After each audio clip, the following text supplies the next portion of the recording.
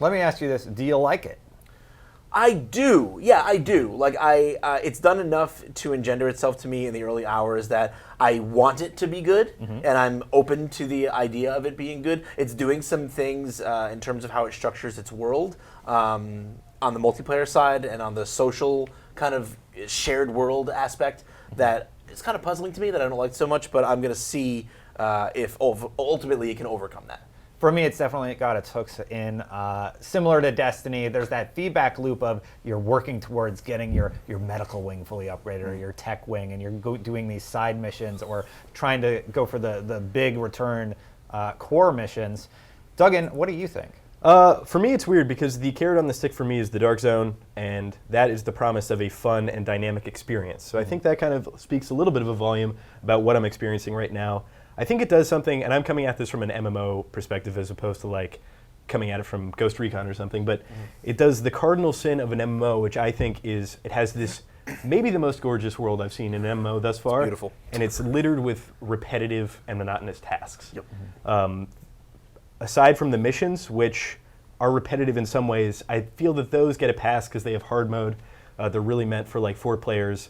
There are boss encounters, and that is just kind of a core loop that I think is fun. However, like pretty much every encounter in the game is summarized by there's a flamethrower guy, there's a sniper guy, there's an LMG guy, and then there's a dude running at you with a bat or an axe.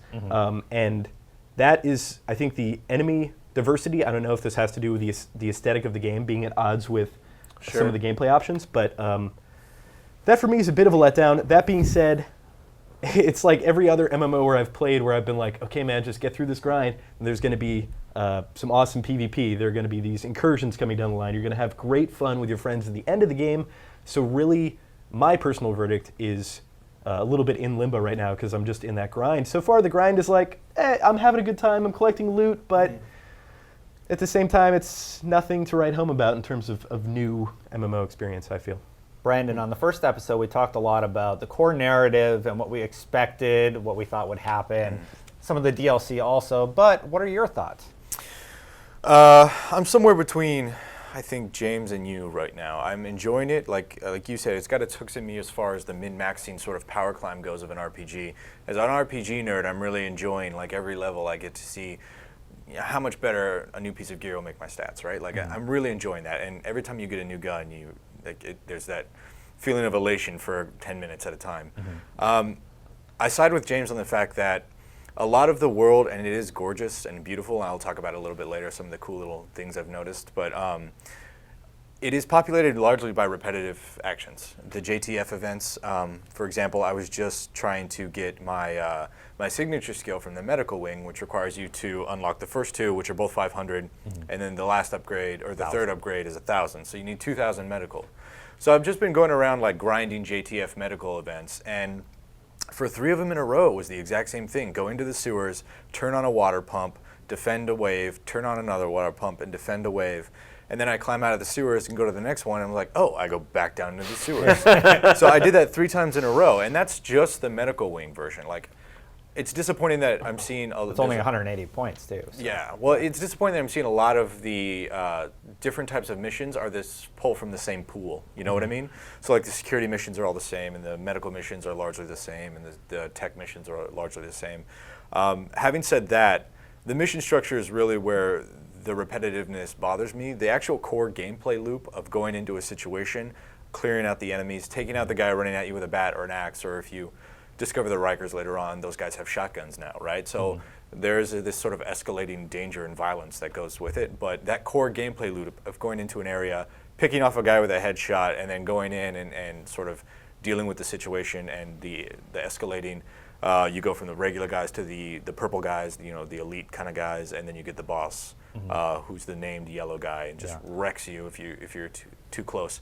That gameplay loop I'm actually really enjoying. Yeah. It's just the structure, the redundancy. The structure in which it's laid out, the missions and the narrative missions are fantastic, in my opinion, as far as like going in and changing things just enough to make them seem new. But those events, man, they're tough to do over and over and over and over. Yeah, I agree. I agree that they are repetitive. But one of my favorite things is to roll in with my crew, set up, and I'm like, all right, you guys ready? 3, 2, 1, let's do this. Pop, nuke. Yeah.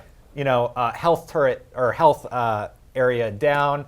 Okay, you deal with the snipers. I'm going to deal with the ground guys, et cetera, and kind of executing your plan. What were you about to say, Vince? Yeah, no, I agree with you totally. Like tactically, it's satisfying in a way that Tom Clancy games kind of usually are, and that's great. It's great that they translated that well over into kind of a more MMO or shared world format. But piggybacking on kind of like what James and Brandon were saying, I think another reason why it feels so kind of hollow and repetitive is because the outside world is completely one instance. It's just you. It's just you or whoever you bring into your instance if you invite people in or if you decide to matchmake. So that means that as opposed to Destiny where I could be walking around the world and run into other people, or there could be a public event and then 30 people kind of rush together and just flash collaborate on something.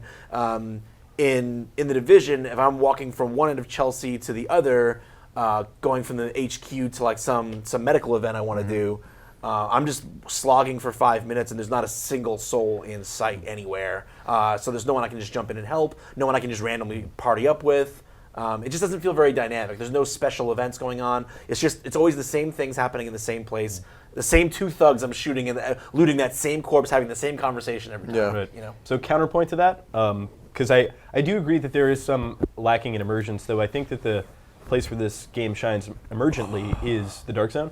But this game does something that Destiny never did and still doesn't do, and I'm like, where is this feature? Matchmaking. Yeah. Yeah, no, I agree. Anytime, anywhere. Yes. You can go to a laptop in your base, you can go to a safe house, which there are some other players there, and then you can just open your social pane and matchmake and do whatever you want. And it's worked fantastically. Right. Yeah, for me it has too. For- Yeah. it's For very us, quick. it has. I will applaud Ubisoft that after that first opening night hiccup, matchmaking and servers have been super smooth the Yep, me entire too. time. I agree.